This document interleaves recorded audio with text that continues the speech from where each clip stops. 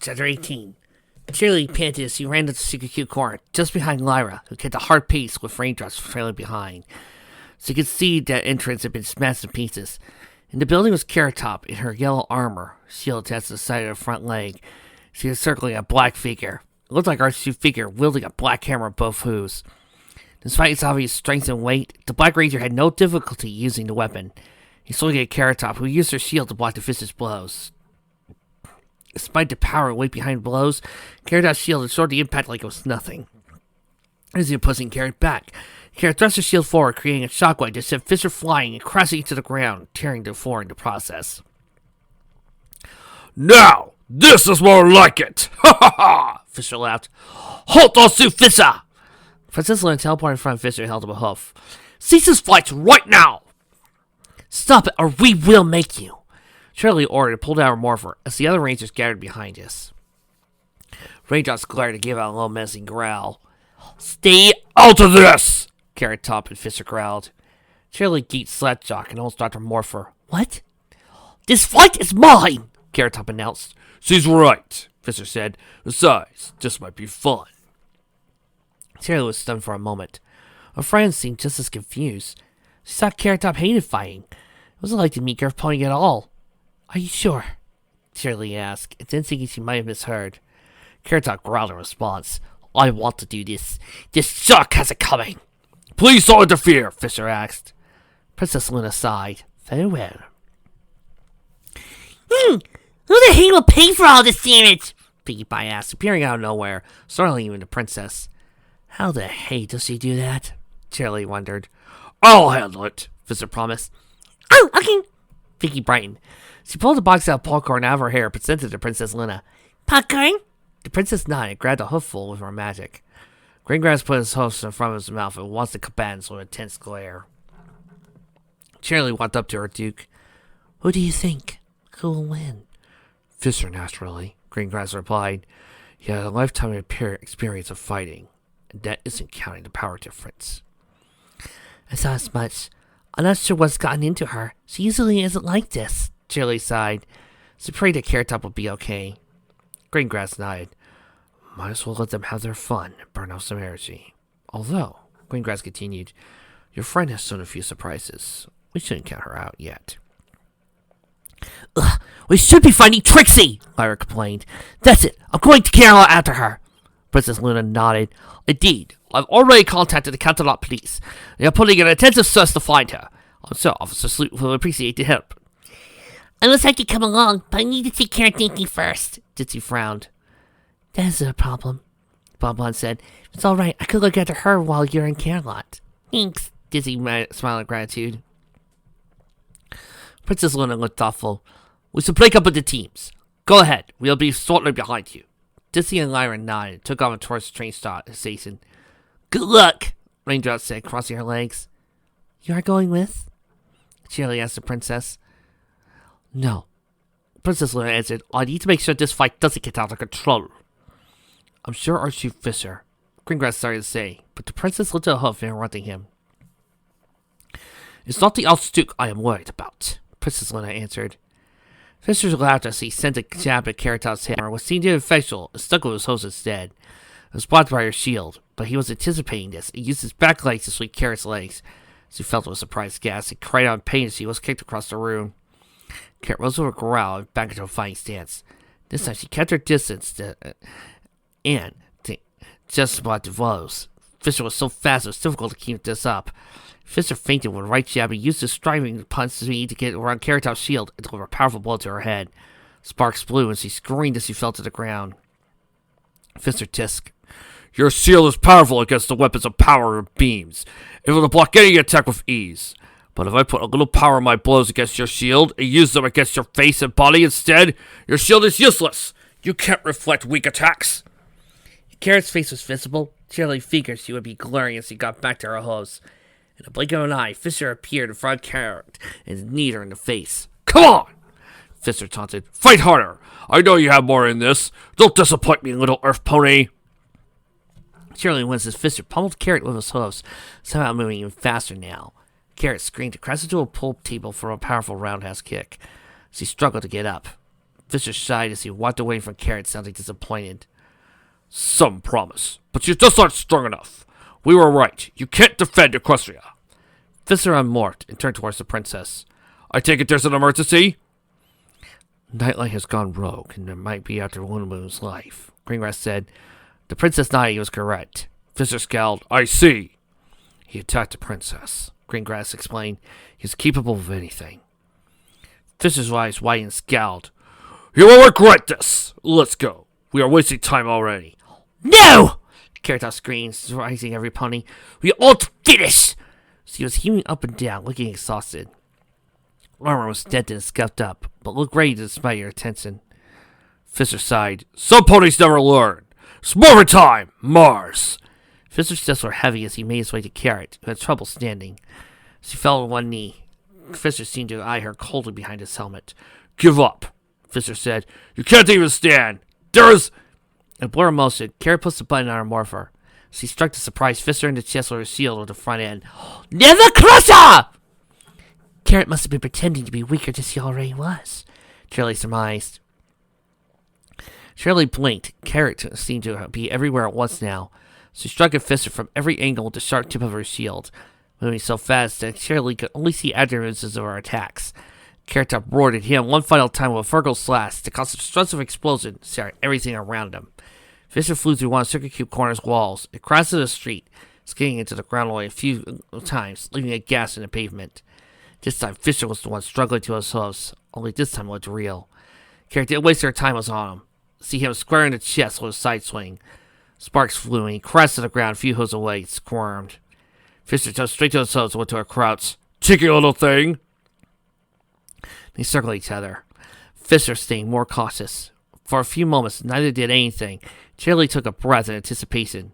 In the distance, they were in motion, a blur of limbs and blows. This time, Carrot stayed on a defensive, kept her distance. She dodged and blocked every one of Fisher's attacks. He used her shield to fight every blow that came close, unless he was trying to wear him down. Was that even possible? Momentarily surprised, it seemed to be working. The injury she inflicted earlier must have done damage, he thought. Impressive, Greengrass said, breathless. He too seemed surprised by this development. Raindrop soared. What do you expect? Carrot Top's always been stronger than she lets on. Ha! Fisher summoned his hammer again and held in his magic this time. He came out with a single-minded intensity, using both his hammer and hose in his attacks. He was pushing Carrot back now. He used his hammer to attack her in blind spots as he came her with his hose. Carrot barely avoided the attacks, dodging at the last moment as the hammer swung at her. Shirley could see why Fisher liked using his hammer and his hose.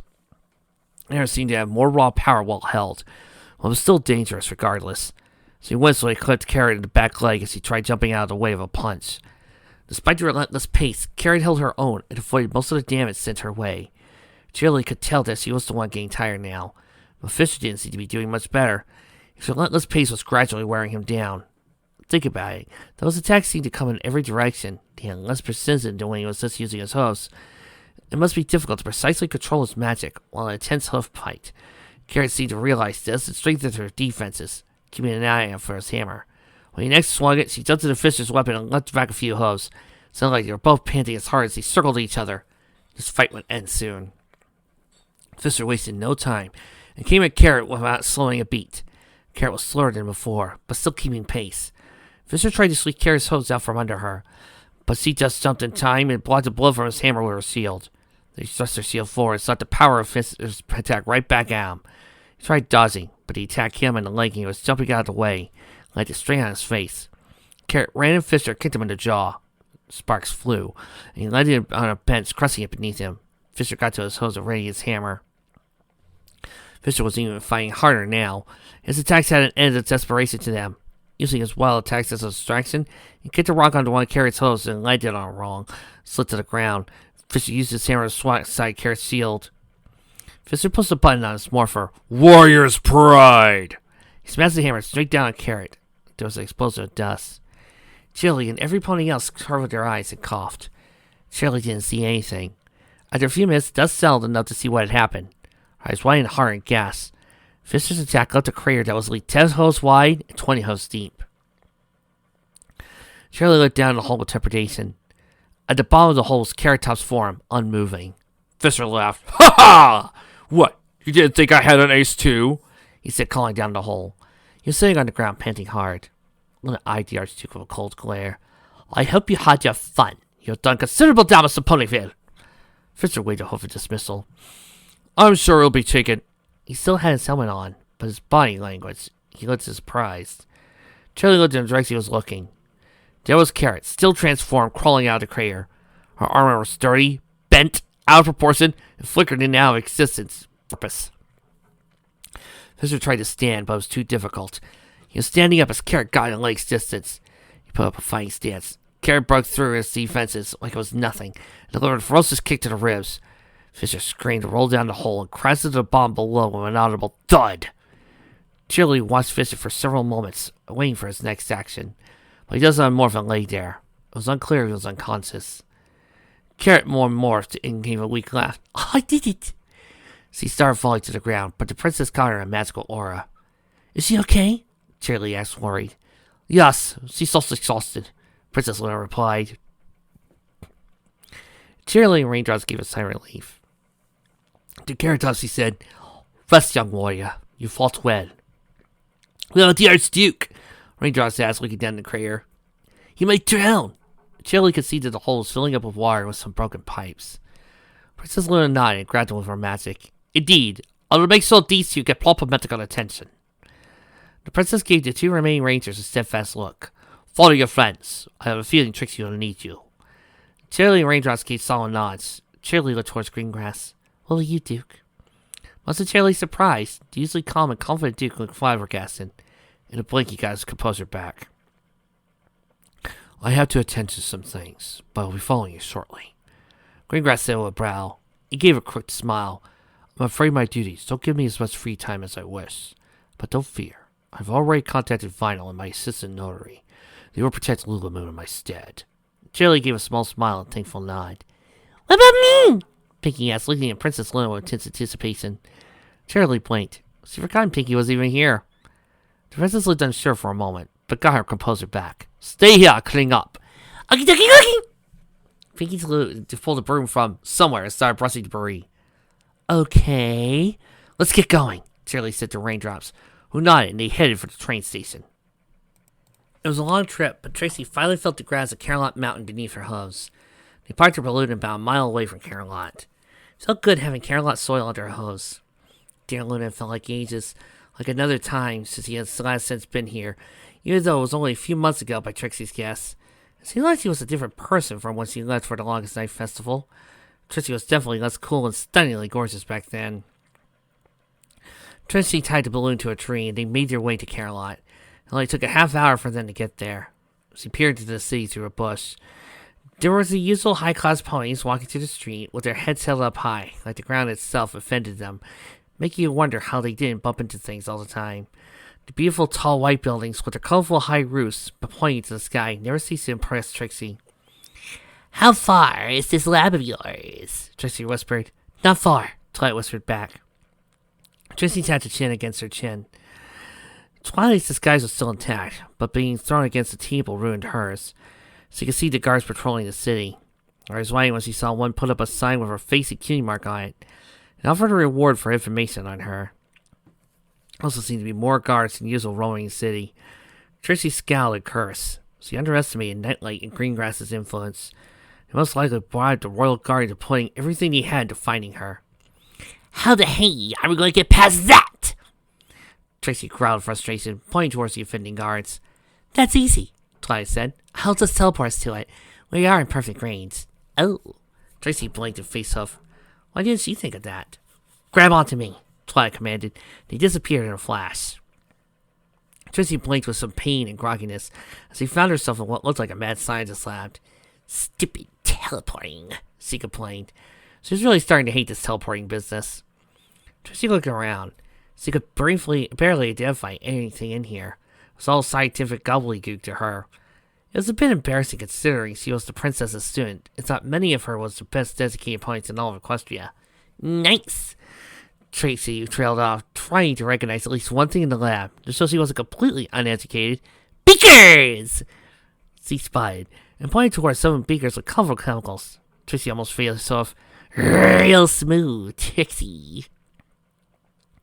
Thankfully, Twilight wasn't listening, and using her magic to look through some notes. Trixie swung her legs, waiting for Twilight to do something. 5 minutes passed as she was still looking through her notes, mumbling to herself. Trixie tapped a hoof and pasted, "Twilight, where is this morpher you were talking about?" Trixie asked, getting to the point. Twilight, in return, didn't seem to be listening, and Trixie sighed. "Twilight!" Trixie yelled, getting her attention. "What is it?" Twilight answered. "Where is that morpher you were talking about?" Trixie said, tapping her hoof. "Oh, that." Twilight used her magic to pull out something connected by wires. "I was just double-checking my notes to make sure it was in perfect working order before I gave it to you." She opened the back of it and started fiddling it using a screwdriver. She closed it and presented it to Trixie. Trixie smiled and grabbed it eagerly. "It's morphin' time! Ursa!" Nothing happened. She gritted her teeth and tried focusing on the new morpher, thinking of her friends. "It's morphin' time! Ursa!" Still nothing. Trixie threw it to the ground in frustration and turned away from Twilight, trying to hide tears. "Are you okay?" Twilight asked, concerned. I just... Trixie tried to say. Tears were flowing more freely now. "I just want to protect my friends. Why won't my powers come back? This is so stupid. Why are my powers gone forever?" Twilight put a comforting hoof on Trixie's back. "We'll figure this out." Trixie said nothing. She was so angry and frustrated she could scream. "I'm definitely getting a lot of Liberty vibes from this." "Trixie will kill him." "Is somebody down there?" a voice asked. The voice was coming from the top of the stairs. Trixie used the hoof to wipe away her tears, trying to present herself with a confident air. She would not show weakness to complete strangers. "It's just me, Minuet!" Twilight yelled back. She removed the size Trixie gave her with her magic. "When did he get back?" A light blue unicorn walked down the stairs. "A few minutes ago," Twilight replied. "Who is this?" Minuet asked, tilting her head. Trixie tried to think of a good fake name. "Oh my gosh!" Another voice cried out in surprise. "Is that Trixie Little Moon?" Trixie winced at the use of her last name. A yellow unicorn tried down the stairs. "It is her!" Trixie tensed. This was very bad. Her mind raced on what she should do. Did Twilight know of a mind-wiping spell? Was way out of here? "Can I have your autograph?" A unicorn thrust a piece of paper in front of Trixie with a quill, and she signed it in reluctance. "This is awesome! I think you and the other Rangers are the best thing ever!" "Thanks," Trixie said, already getting a little annoyed. "Wait!" Minuet said in alarm. "Is this you wanted murderer?" The unicorn snoring to risen. "Those are just baseless rumors. She would never do such a thing. Does she look like the type of pony that would drag ponies to the basement and top them up?" "Of course not." "Wait, what?" Trixie wondered in bewilderment. "Is that what ponies saw of her?" "Thanks, Cadillac Mill. It was in the paper," Minuet argued. "And I'm sure it's not a mistake," the unicorn argued back. This yellow unicorn's going to have a name sooner or later, so I can remember what voice I gave her! Darn thick, I'm only one man! "And how do you know that?" Minuet countered. "How do you know she isn't some sick pony pretending to be a hero?" "Trixie isn't like that!" Twilight yelled. "She's my friend and defender of Equestria." "Trixie is a good guy," the yellow unicorn sighed. "So, the rumor the police found a score of necklaces made of unicorn horns in your basement isn't true?" Minuet asked. Trixie made a face. Where the hey did a rumor like that come from? "No." "Okay, fine," Minuet relented, much to Trixie's relief. Yellow One grinned in triumph. Trixie soon found herself grabbed by the hoof, and her leg was shaking too hard. "Hello, my name is Lemon Hearts. It is such a pleasure to meet you." "Pleasure," Trixie said, wincing. She got a better look at the unicorn. With her bright yellow coat, she also had a cerulean mane with a lighter cerulean streak through it. She also had a pink hoof bag with a very tacky toy morpher attached to it. What is she, a filly? "So, what are you doing here?" Lemon asked, tilting her head. "We were just trying to get some things," Twilight explained. Lemon brightened understanding. "Of course! Something here to get Trixie's name, right?" "Something like that," Twilight said. Lemon cut to hers again. "How can I help?" Trixie was about to say no, but a thought struck her. Lemon Hearts lived at Camelot, and she could get around unnoticed easily. No point would bat an eye at her. Actually, there's something you could do for us. Lemon Hearts grinned as she watched her Camelot. She had been given a mission she would do everything in her power to complete. Her goal was simple: find and trace the last known whereabouts of a boy named Pokey Pierce. Seems simple enough. After she asked around a bit, Lemon found herself a few good leads. She just stumbled across a taxi driver who she knew that happened to see Pokey. It seemed he was going towards the North District. This is odd. Nothing was out there. Lemon stroked her chin and decided to investigate. The outskirts of Camelot didn't have anything of real interest. Just a few factory buildings, warehouses, government buildings, used car dealerships. Lemon guessed Pokey could have gone to one of these buildings, which once he had no clue. One of the government buildings caught her eye. The Ministry of War. That wasn't that run by RC Fixer? One of the bad guys Trixie was fighting? Lemon got excited. This felt like a good lead. She wanted to go take a look. Who knows what she might find? Lemon shook her head. No, that was a stupid idea. Shortly after Pokey came here, he disappeared and was found murdered. No, she should lead this to Trixie.